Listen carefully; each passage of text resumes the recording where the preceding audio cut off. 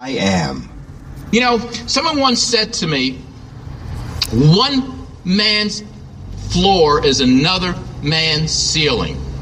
And I believe that's very, very true. But one of the problems many of us have is too often we get into what's called a comfort zone. Does anyone here know what a comfort zone is? A comfort zone, well, let me explain. When I was a young kid, I used to play a lot of golf, and I was pretty good at golf. I remember, there was this one fella I always used to love to play golf with. He just knew how to lose. He could find a way to lose no matter what happened. This was the guy I used to like to play golf with on Mondays, which used to be caddies days back in those days. So every Monday I had a match to play this one fellow golf. Now back then, I used to shoot about, in the low 80s. This kid shot about 100. Now, with handicaps, what you do is you give strokes, but you don't give 100% of the strokes. You give 85% of the difference in order to make the match equitable. But he always found a way to lose. And we used to play back for $1 a hole. Back then, that was a lot of money for a couple of young guys. It turned into big dollars. This was serious. We were out there playing one day, and I went around and I shot about a 43 or 44 of the front nine like I normally do. He turns around and shoots a 41. In addition to that, he's getting 7 strokes on the front side from me. I'm down a whole mess of money. I mean, I'm down a ton of money. We get to the backside, and his name was Tim. I said to him, Tim, you know what? I've never seen you play so good. This is by far the best game of golf I ever saw you play in your life. Now, Tim, I don't care how much money I lose. I just love to see you play as good. You realize if you keep playing this good, that you're going to end up not having to get strokes? If you keep playing like this, you're going to probably have to give me strokes. Now, Tim, we know you got a slice, but you haven't been slicing today. You just keep that head down. You just keep following through and forget about that right-hand side of the fairway. Guess where the next stroke went? Right into the woods, OB, out of bounds with the slice.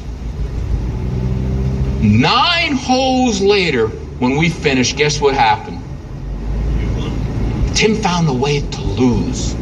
Because you see, that was his comfort zone. He got uncomfortable when he got out of that comfort zone.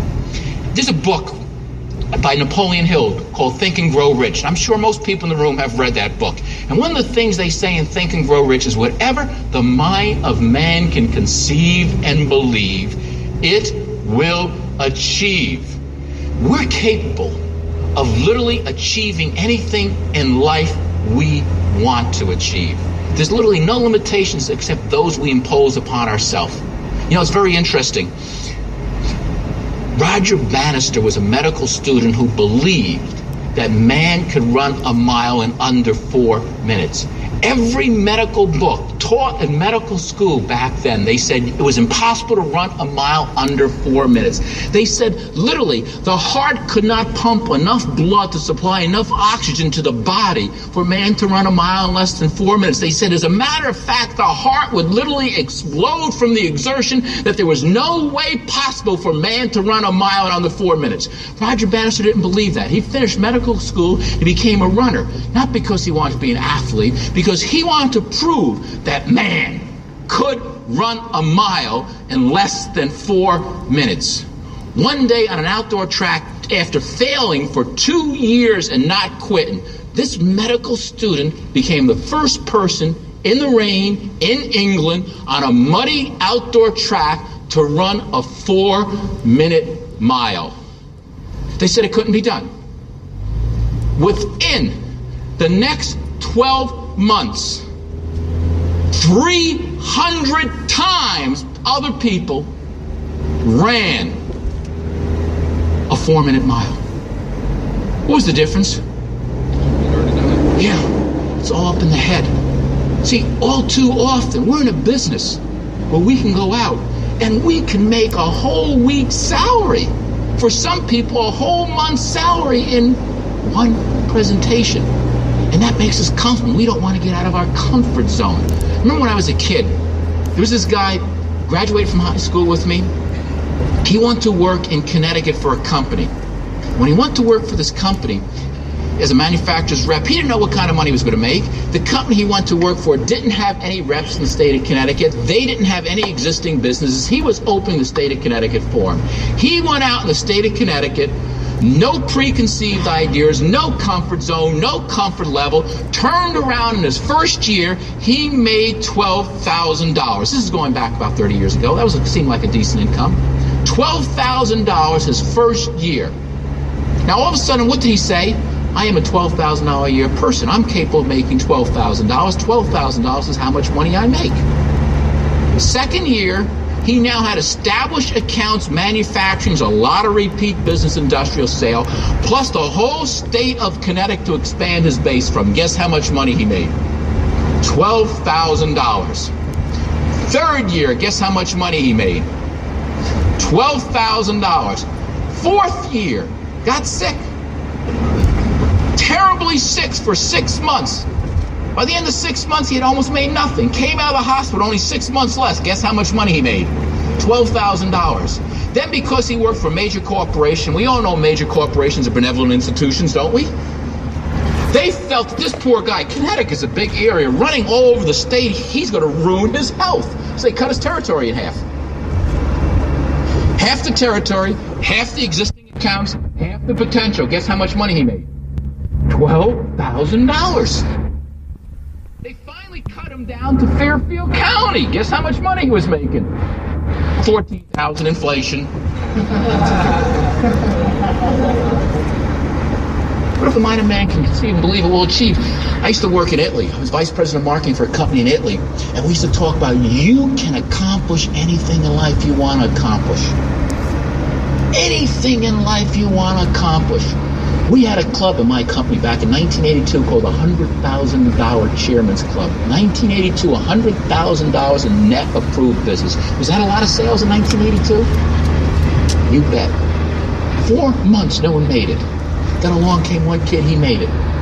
Guess what happened the next month? 3 guys wrote $100,000. Now there's people in this room who do it every month. The whole organization run proportion to the pace force. Have you ever noticed that? So we said, whatever the mind of man can conceive and believe it will achieve. You got to have goals. You want to know where you want to get. You want to know where you're going to go. If you don't know where you're going to go, any place will get you there. Huh? So you have to know where you're going. Let me ask you, how many people in this room are hunters? Hunting season's open. I've got 555 acres up in Vermont, just stocked with wildlife. Great hunting up there. We got deer. We even have moose. We even have black bear up there. Now, what you want to do now, go get your rifle, come on out. We'll go up to my property up there to hunt. Now, here's how you're going to hunt. You're going to take your rifle, you're going to shoot a bullet, and you're going to hope a deer runs into it. How many deer are you going to get? How many hunters are you going to get? You'll get a whole mess of hunters. How can you hit a target if you don't see it? If you can't identify it? You got to know exactly what you want to do in order to do it. We're in Italy, we're saying, whatever the mind of man can conceive and believe it will achieve. We went around the room, we said, everyone, what's your goal? What do you want to drive? One kid says, I want a Ferrari. We says, now it's got to be real. What color is that Ferrari? He says, it's a red Ferrari Testarossa. A red Ferrari Testarossa. That's great. You already drive a Ferrari Testarossa. He says, no, I drive a Cinquecento. Now, for those of you who've never been in Italy, this is going back in the early 80s. A Cinquecento back in 1980 cost $700 new. They were outlawed in America. They were so small that in America, if a truck went by, the draft could move them off the road. But back in 1980, they got 80 to 90 miles to the gallon. It looked like a lawnmower engine in it. These tiny little things. 1 out of every 4 cars sold in Italy was a Cinquecento. Why? Affordability, cheap, $700 to $800 brand new. He says, I drive a Cinquecento. He says, no. Whatever the mind conceives and believe it, what? It achieves. When you go out there, you don't get in a Cinquecento, you get in a red Ferrari. When you get inside, you smell the leather. When you turn on that engine, you don't hear a Cinquecento engine. What do you hear? Ferrari engine. When you pull out, you feel that acceleration. Believe it's yours and it will happen. The clock will catch up. So he goes running out of there. He runs up to his car. He says, "That's a Ferrari." He opens the door. He says, "Smell the leather." He turns on the engine and says, "Listen to the engine. Listen to the roar." He puts it in first. He says, "Feel the acceleration." Puts it in second. He can't get beyond third because at third you only do 100 miles an hour. He comes pulling up in front of his apartment building in Milan, Italy, where he lives. Jump out and his buddies are there. And he says, "Hey, look at my Ferrari." And they say, "What?" He says, "That's a Ferrari." They say, "Hey, stupendo. That's not a Ferrari. That's a Cinquecento. That's the cheapest car in the whole world." He says, No, you don't understand. See, I went into this seminar, and the guy at the seminar, he told me, if I believe it, that's a Ferrari, that it's going to happen because the mind will manifest into reality that which the mind believes. He said, "What? Che cosa? You pazza? You crazy? Stupid, though. That's a Cinquecento. It's the cheapest car in the world. You never make any money. You've always been a bum. You're always going to be a bum. You're always going to drive a Cinquecento. Now, what kind of car is that?" He says, "It's a Cinquecento." I ran into him 2 years later. Guess what he was driving? A Cinquecento. Why? Lost his vision. Yeah. And you know what the problem with people? People say, follow the leaders. But do we follow the leaders? Wrong. Who do we follow? The followers, most people. Not those of you in this room, but most people follow the followers. Very interesting. One of the great naturalists went down to South America. And down in South America, there's a caterpillar called the processionary caterpillar. And the way the processionary caterpillar is, it lives in a hive in the ground. When it comes out of its hive, there's a leader that leads it out, and every caterpillar hooks its head into the rear end of the caterpillar in front of it. And they form a link. And there's one leader that leads them out to find food, and their natural food is pine nuts, and leads them away from danger and back to safety. Well, there's one naturalist took the processionary caterpillars and put them on the rim of a bowl. And in the middle of the bowl, he put their food, pine needles. And he put the caterpillars on the rim. And what he did, he hooked the first one and the last one together. And they started walking around the rim, blindly following the follower, hoping to find food. For 7 days and 7 nights, they walked round and round and round and round till they died.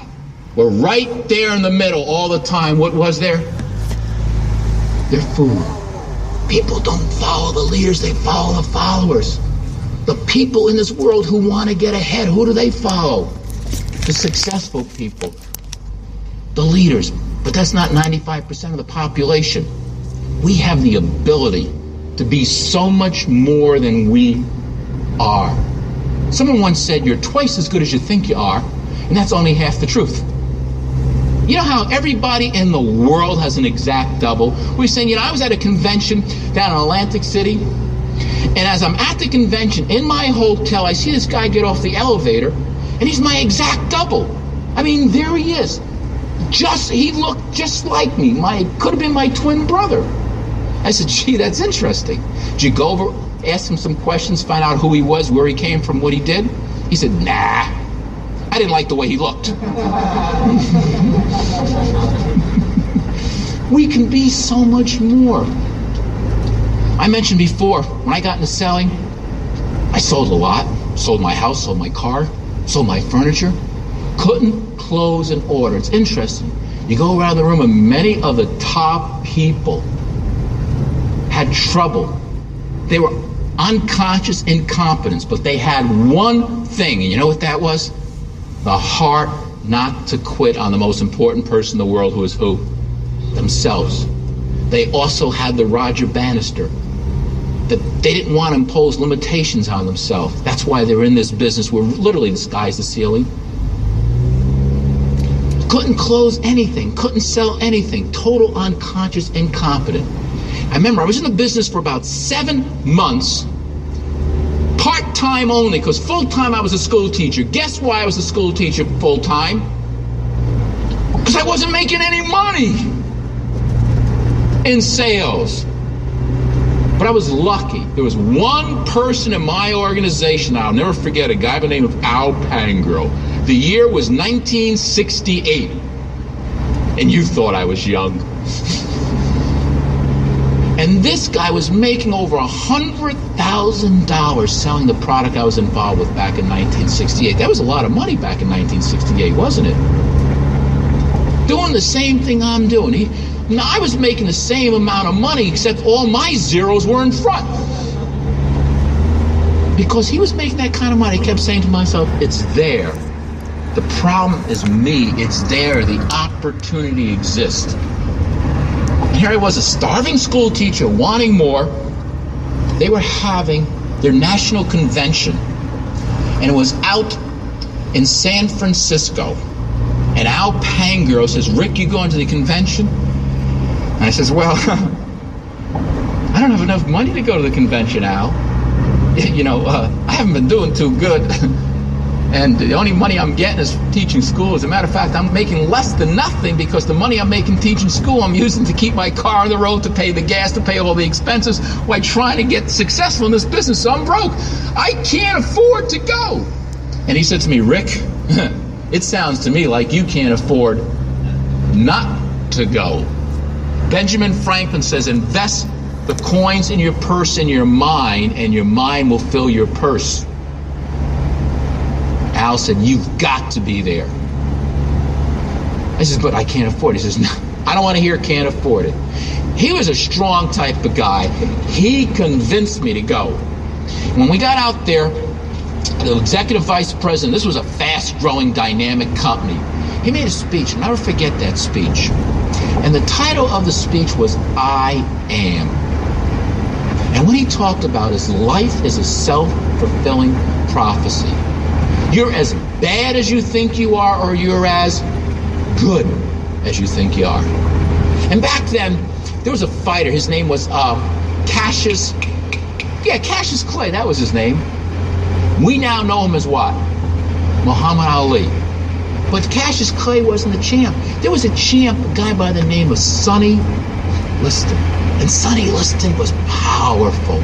And Cassius Clay said he was going to take on Sonny Liston. And the world thought Cassius Clay didn't have a chance.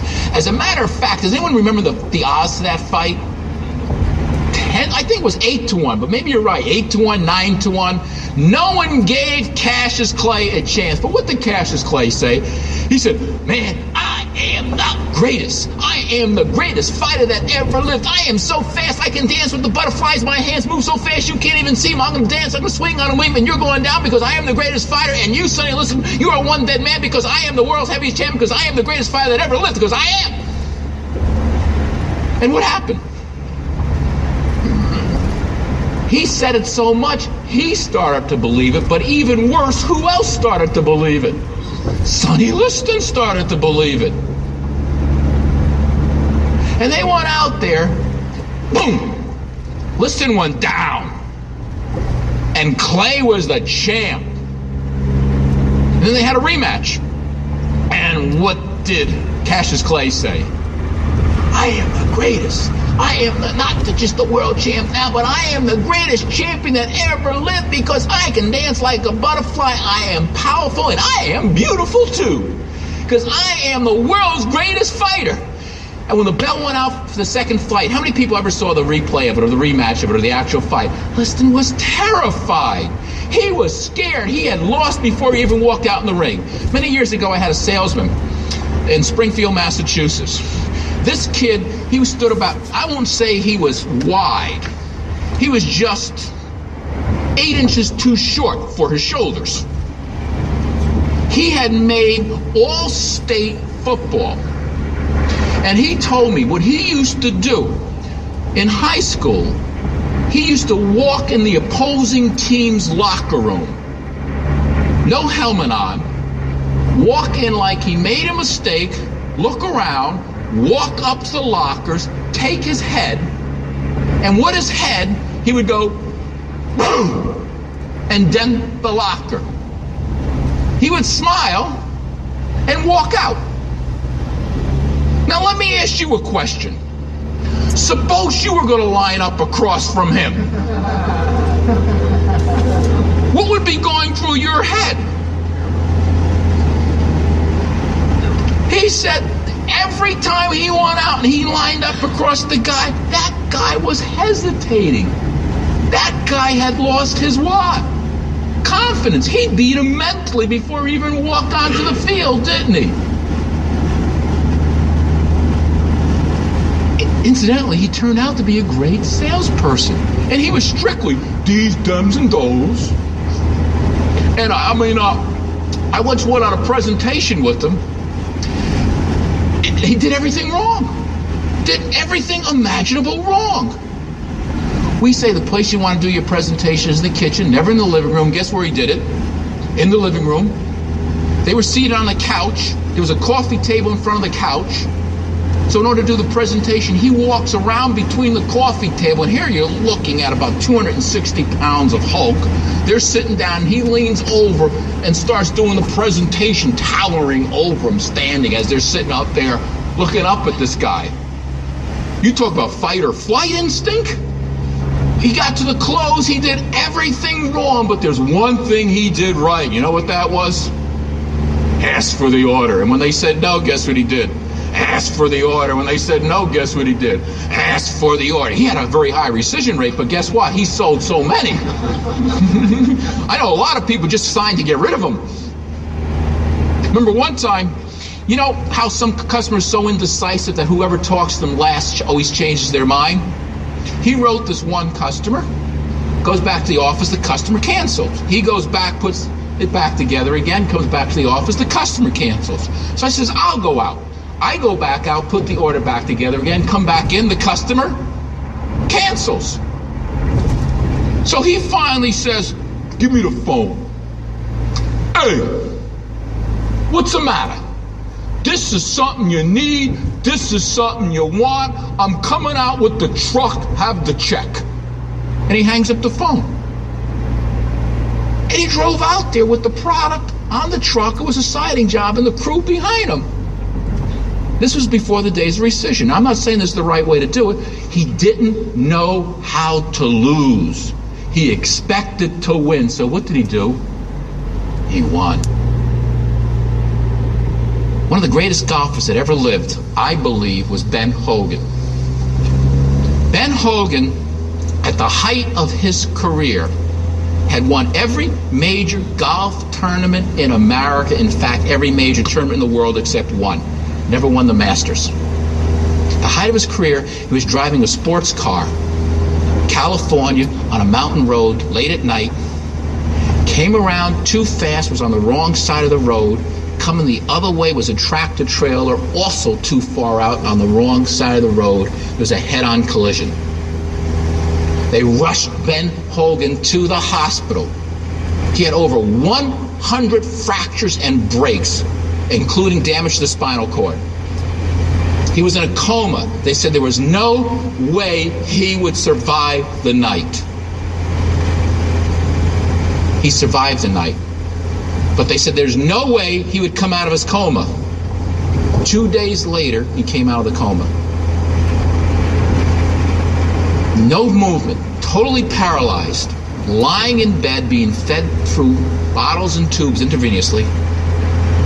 The doctor comes up to him and says, Mr. Hogan, this is going to be very difficult for you to accept, but because of the damage that you have suffered, you will never, ever, ever again be able to play golf. You'll never be able to get out of that bed. You'll never be able to walk. You'll never have movement in your arms or your legs. You're going to be totally paralyzed. It's a miracle that you survived. Ben Hogan looked at the doctor and he said, I am Ben Hogan. I am the greatest golfer in the world. It is my destiny to win every tournament in the world, including the Masters, and that's the only thing that hasn't been done. But I will get out of this bed. I will walk. I will play golf. I will win the Masters because I am the greatest golfer in the world. Well, the doctors laughed and they said, Give him some time to get used to it. Next day the doctor comes back in and says, Mr. Hogan, you were upset yesterday and we understand that. But you must accept the fact that you're paralyzed. You'll never again have movement in your body. You'll never again be able to play golf. And Ben Hogan said, I am Ben Hogan. I am the greatest golfer in the world. And I am going to win the Masters. It's been ordained. I will get out of this bed. I will play golf. I will win. I am the greatest golfer in the world. Now you get out of here and get me another doctor who will get me out of this bed. They changed doctors because he was rich and famous, not because they thought it would do any good. The nurses reported that he used to talk to himself. They'd walk by his room, they'd hear him talk to himself. I am Ben Hogan. I am walking. I am playing golf. I am winning the Masters because I am the greatest golfer in the world. A miracle occurred. All of a sudden he got movement in his arms. They couldn't explain it. With the damage, he shouldn't have had movement.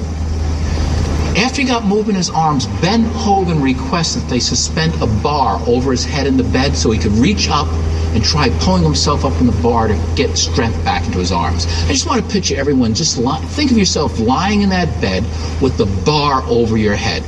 Show me how you would reach up and grab that bar. Everyone show me how you could reach up and grab that bar.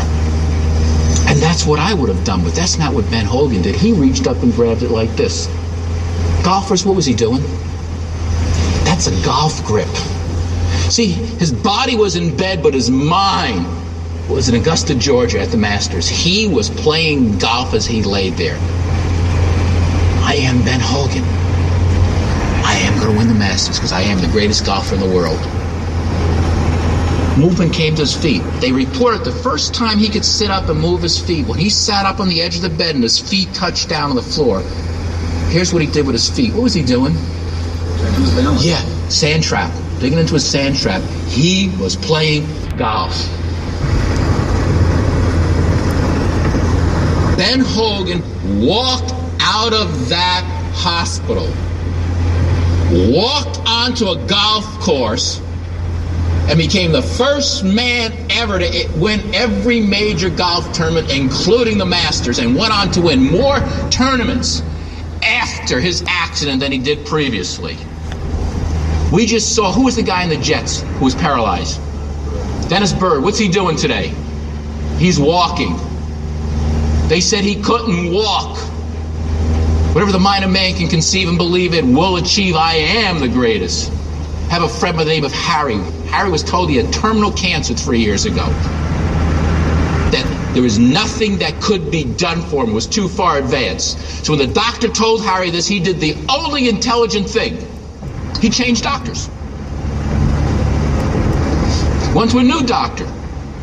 The new doctor says, you got terminal cancer. It's too far advanced to do anything for you if you accept what I'm telling you is true. But if, on the other hand, you make up your mind in the next 15 seconds that you can lick this, you can, because I've seen people do remarkable things based upon the power of their own mind. Harry made up his mind. He dropped at that point. He was down to about 120 pounds. Last time I saw him, he was back up to 180. He was a black belt in karate. He's back at karate, fighting again. I am Ben Hogan. I used to be afraid of the dentist drill. Now, the other thing, though, was I hated Novocaine even worse. When I was a kid in college, I had something called the gingivectomy. One of the first people ever to have a gingivectomy. That's where they cut your gums out because they're separating from your teeth. One of the first ones ever. When I went in, it was a walk-in, walk-out.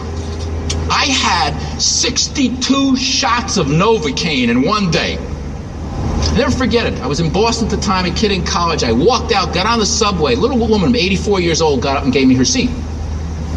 Couldn't figure out why. I didn't know blood was coming right out and dripping down my face. I was so numb I couldn't feel it. Got back, looked at myself in the mirror. From that day on, I hated Novocaine. I says, I never want to take another shot of Novocaine. Well, started reading the books, listening to the tapes. If the mind is so strong, I can sit in a dentist chair and not feel pain, right? But it says what you have to do is associate. So someone says, Rick, when you sit in the dentist chair, don't think of not feeling pain. Think of something good. Think of something positive. Think of something pleasurable. So I came up with something that was good, positive. So he says, every time the dentist turns on the drill, that's a wonderful experience. What's the most wonderful experience you can think of, Rick? Now, ladies, I don't want you to get insulted, but can you figure out what that experience might be? So I sat in the dentist chair and I said, okay, when the drill goes on, yes. So I sat there and the drill went on, and he was drilling, no Novocaine, he was drilling, and I'm getting a bigger smile, and a bigger smile, and a bigger smile. And all of a sudden he stopped drilling, and I says, oh, Doc, don't stop now. Keep going, just a little more.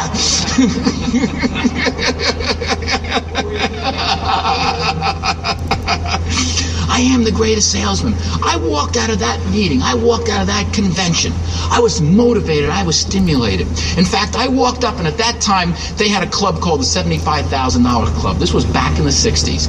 And to do $75,000 in 1 month was a monumental task.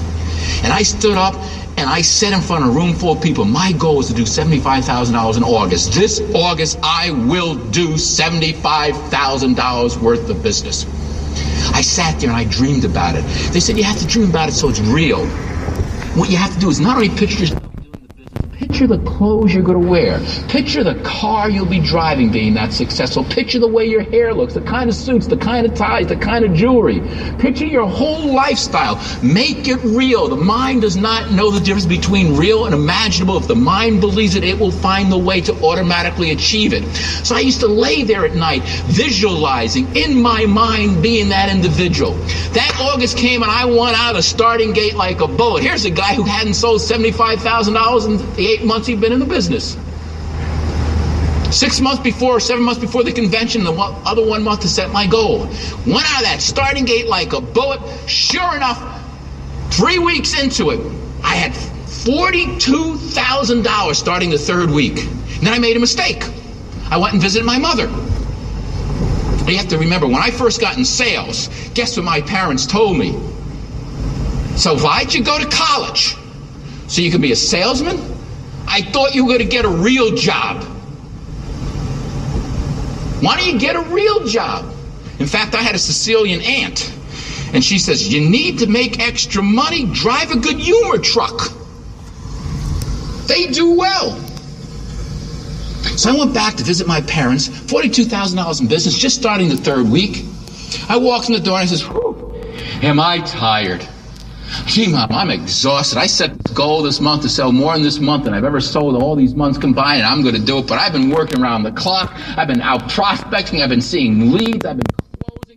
I'm exhausted. It's just so nice to come down here, have some of your pasta, and get one night. She says, you look sick. You look terrible. You're going to kill yourself. All you think about is making money. All you think about is success. You're going to be sick. I woke up the next morning with a fever. 102. I laid in bed with the perspiration coming out. And guess what I said? I got an excuse to not make it. I was actually happy. My mind just did a 180. Actually happy.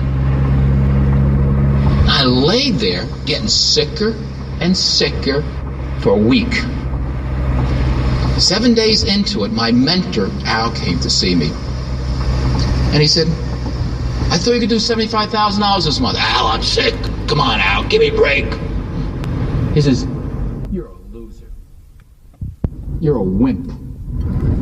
You quit on the most important person in the world. You know who that is? You. Nothing wrong with you but what you induced in your own mind. Goodbye, loser. And he left. That's not what I wanted to hear. I wanted sympathy. He wasn't given any sympathy, was he? And it dawned on me, guess what? He was right. Got out of bed, put on my suit and tie, walked down, got on the phone, and started making leads. Yeah, I was sweating. Yeah, I was perspiring. Yeah, I was uncomfortable. Next morning, I felt wonderful. Last day of August, guess how much business we had? Never forget it, $75,000.01. And 1 cent. Boy, you talk about running a 4-minute mile. You talk about feeling good. I sat there and I used to say, I am the greatest salesman. I am going to write $75,000 because I am. I set a new goal for myself. I want to be president of that company in Spain because they were going to open their operation in Spain. Went out and bought Iberia by Mitchell. Went out and bought all the books on Spain. Started studying Madrid because I decided that's where I'm going to live. I don't know how it happened. 2 years later, I walked off a plane in Madrid, president of that company. Whatever the mind of man conceive and believe, it will achieve. And you know, it's just the opposite too. Then I started worrying, and guess what worry brought? Failure. When you think about failure, what do you get? Failure. We have within us the ability, literally, to be anything we want to be. We have to do the most important sales job in the world and sell whom? Ourselves. And we can't let other people rain on our parade. Stanford Brain Research Center just came out with findings. We have 100 billion cells in our brain. And each of these cells is connected by a substance called a dendrite. It's kind of like wiring. To 100 other cells. The result of that is the potential and the possibility we have the same storage capacity in terms of numbers equal to the total amount of atoms in the universe. They say that Einstein used 15% of his mental capacity. They used to say that man used 10%. The Stanford Institute says that's no longer true. You know what they say we use on a daily basis? 1 to 2%. 1 to 2%. You can tell that people only use 1 to 2%. They walk down the street and their thumb goes like this.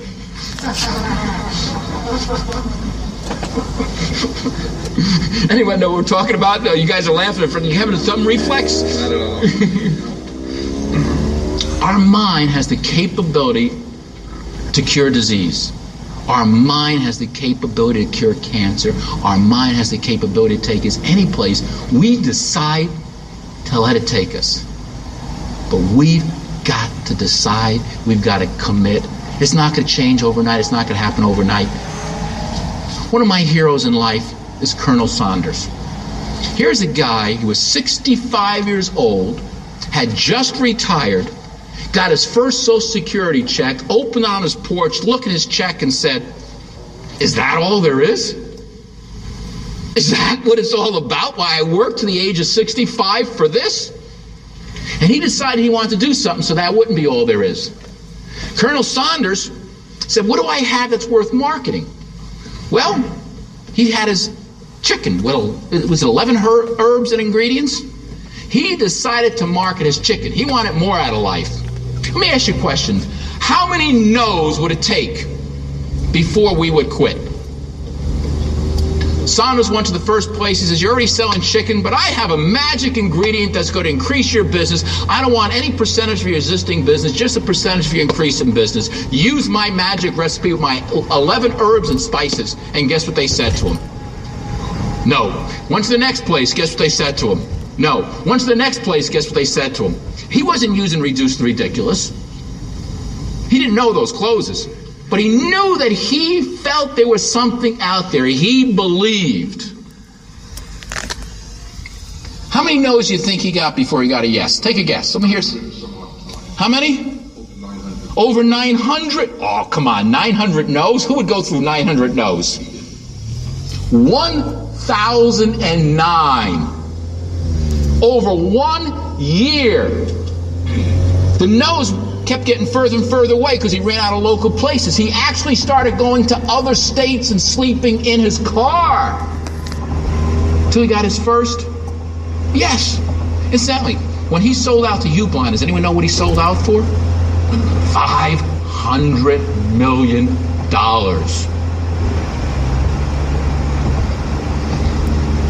When he was 80 years old, he said he had a goal. His goal was on his 95th birthday to be slapped with a paternity suit.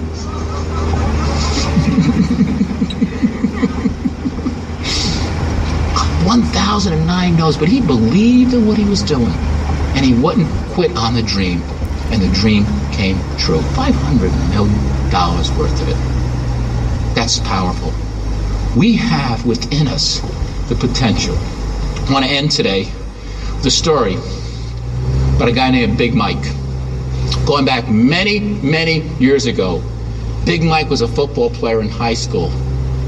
And he was the star of the team. Big Mike was a defensive lineman, an offensive lineman. He was big, he was fast, he was powerful. He had speed for his size unlike they've ever seen in high school football.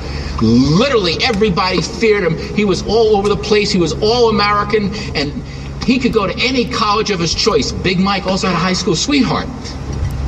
And the two of them had a wonderful relationship. And when Big Mike finished high school, he wanted to go to Notre Dame. That was the college of his choice. He got a full scholarship to Notre Dame, married his sweetheart, and off they went to Notre Dame. Freshman year, Big Mike lived up to all the press, all the reviews. He was the finest freshman player on the Notre Dame football team. He was getting national acclaim. They said this was a potential Heisman Trophy winner. Could be the first guy from the line ever to make a Heisman Trophy. He was an absolute phenomenon on the football field. Fast, ferocious. Then a war came along. And Big Mike felt it was his obligation to fight. He felt you had to do what you believe in. Left his wife, left Notre Dame, and went to fight for his country. During the war, he got shrapnel wounds up the entire right side of his body.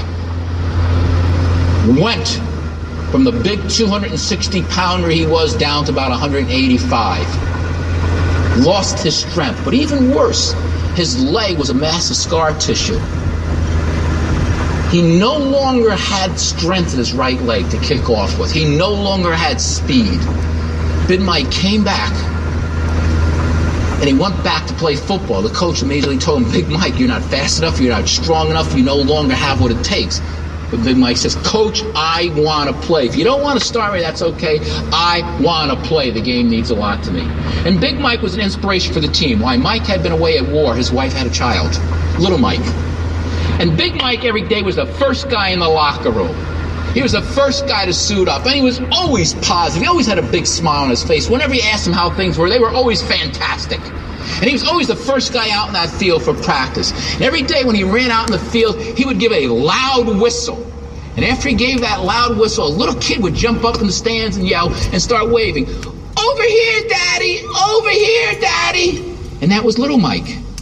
Every day, Mike would run out in that field, give that whistle, and little Mike would jump up, "Over here, Daddy! Over here, Daddy!" In his senior year, Notre Dame was undefeated. They were playing for the national championship, and it came down to the final game of the year. And as the team was suiting up for the final game of the year, the coach went over to find Big Mike, and the coach said to Big Mike, "Big Mike, I've got some news for you. I don't know how to tell you, so I'm going to give it to you man to man. It's the only way I know how. Your wife walking over here with little Mike today to the game, crossing the street, little Mike ran away from her grasp, was hit by a car, was pronounced dead on arrival at the hospital. Mike, I'm sorry to tell you like this. I don't know how else to tell you, but give it to you straight. If there's anything I can do for you, Mike, ask me and I'll do it. I am so, so sorry." Big Mike said, "Yeah, Coach, start me today. Let me play today." Coach said, "Mike, I can't do that. This is the national championship. This is what we fought for all our year. This is what all the years of preparation have been about. This is the moment for everyone else on the team. You know you're not the football player you once were. There's no way I can start you. It wouldn't be fair to the rest of the team." Big Mike said, "Coach, you said if there's anything you could do, For me and little Mike, you would. All I'm saying is let me start. If I don't do the job, get me out of there. But let me start. Give me a chance for little Mike. Do that for little Mike. That day, Big Mike started again for the first time since he had been injured in the war. On the opening kickoff, Big Mike was the first one down the field. He got to the ball carrier, made a bone-crushing tackle, jarring loose the ball, creating a fumble. Notre Dame recovered. That day, Big Mike was truly the greatest all-American football player. He was all over the field with speed, quickness. Wherever the ball carrier was, Big Mike was. No one had ever played football. Notre Dame went on easily to win that game in the national championship because they were inspired by him. When the game was over, they went running in the locker room. Big Mike was at his locker, took off his helmet, put his head down, and started to cry. The coach walked over and said, Mike, I've never, ever seen anyone play football the way you did today. How is it possible after your injuries? And Big Mike said, with tears in his eyes, Coach, I had to. Little Mike was watching me. I had to do it for little Mike. And the coach said, Big Mike, your son wasn't there today. Today was the first time he wasn't watching. And Big Mike says, no, you don't understand. My son was watching me today. Coach said, Mike, your son got killed. Your son wasn't there. Big Mike says, no, Coach, you don't understand. See, my son was blind. Today was the first time he ever saw his father play. I had to be great. We can all be great. We have it within us. We're in the right industry. We're at the right time. There's unlimited potential. Thank you for coming. Use the techniques. Use the programs. I am the greatest salesman in the world. You are the greatest salesman in the world. We can all get out of life whatever we want out of life. Seize it. It's yours. Thank you.